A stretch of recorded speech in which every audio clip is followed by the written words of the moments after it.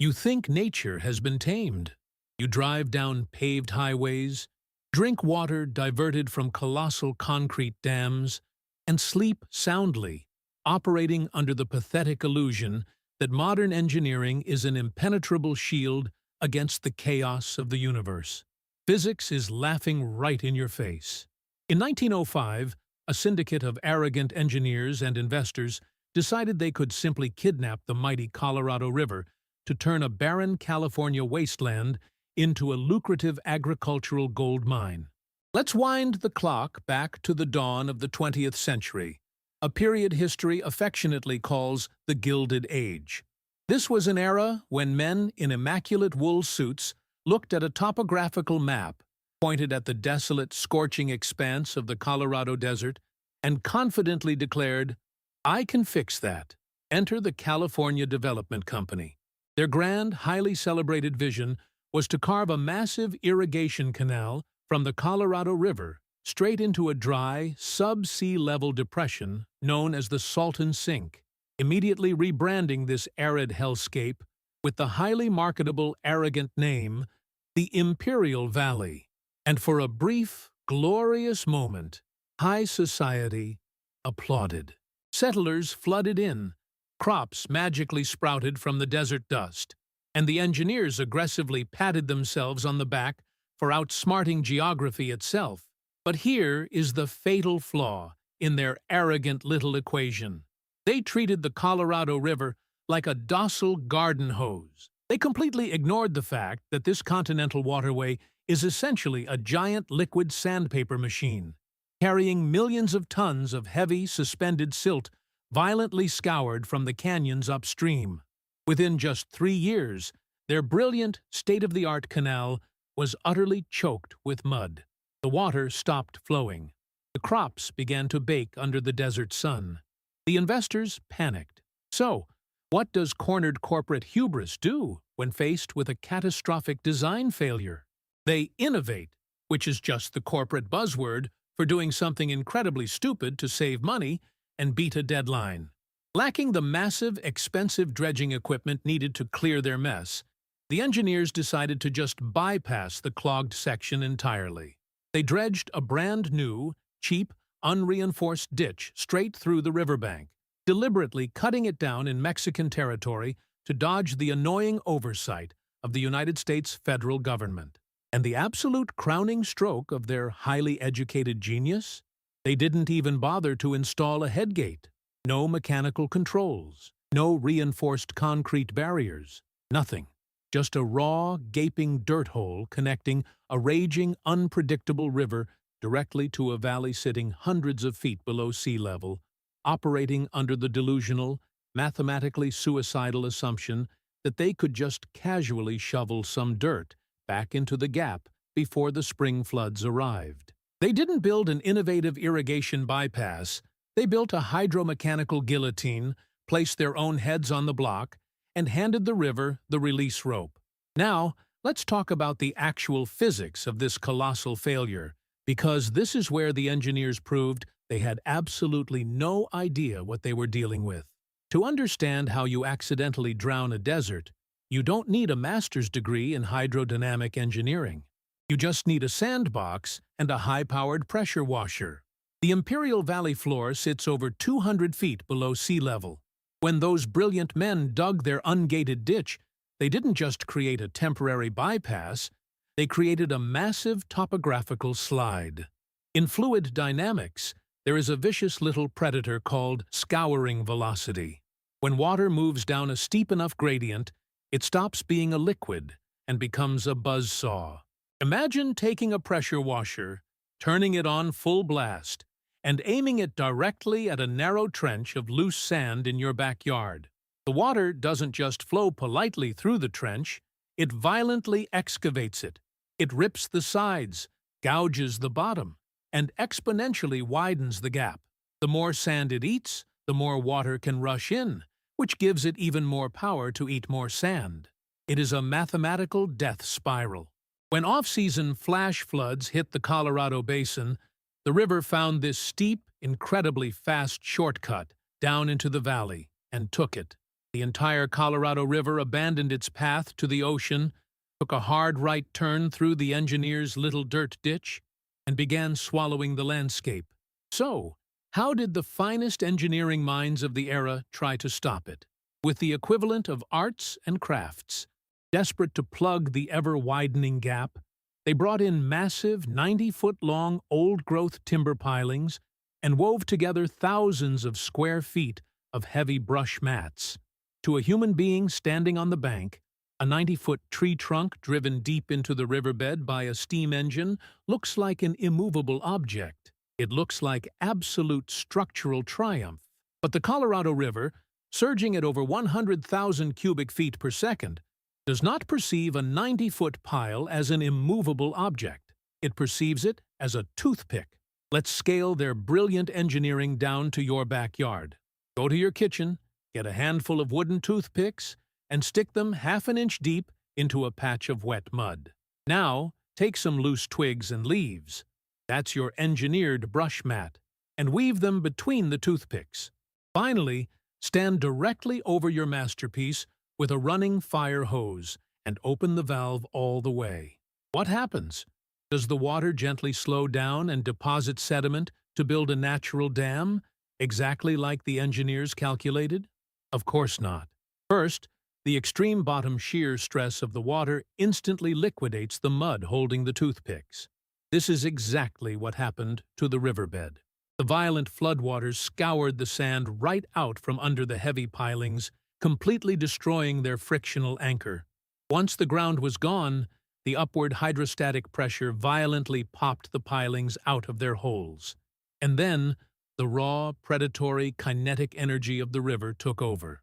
Those massive, incredibly expensive 90-foot timbers were subjected to bending moments so extreme that they violently splintered and snapped in half. The river shredded the brush mats into confetti and tossed the colossal wooden beams around like actual toothpicks washing down a storm drain. The engineers modeled their solution for a static, low-energy environment, completely ignoring the unforgiving, non-linear scaling laws of fluid mechanics. They tried to fight the kinetic energy of a continental river with friction and wood, and the physics of the situation simply erased their multi-million-dollar Band-Aid from existence in a matter of hours. The universe does not ambush you. Physics does not sneak up on billion-dollar infrastructure. It sends eviction notices. It gives you every opportunity to back away from the cliff. But the arrogant minds behind the California Development Company were too busy counting their agricultural dividends to read the signs. The predator that eventually devoured their empire didn't strike out of nowhere. It stalked them in broad daylight, delivering 3 inescapable, screaming warnings that a mathematical time bomb was counting down to 0. Warning number 1. The geological autopsy. If you build your house at the absolute bottom of a giant, empty swimming pool, you don't get to act surprised when your living room becomes an aquarium. The Salton Sea wasn't just a flat desert. It was an endorheic rift valley plunging more than 200 feet below sea level. For tens of thousands of years, the Colorado River had naturally snapped its banks and flooded this exact basin, creating massive prehistoric inland seas like Lake Cahuilla. Even in the brief window between 1824 and 1904, just before these corporate geniuses arrived, the river had naturally spilled into the basin no fewer than 8 times. The topography itself was a giant neon warning sign from the Earth's crust screaming, "Water wants to be here." The engineers didn't discover a dry agricultural paradise.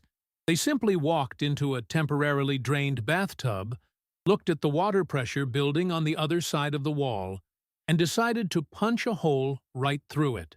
Warning number 2. The choking arteries.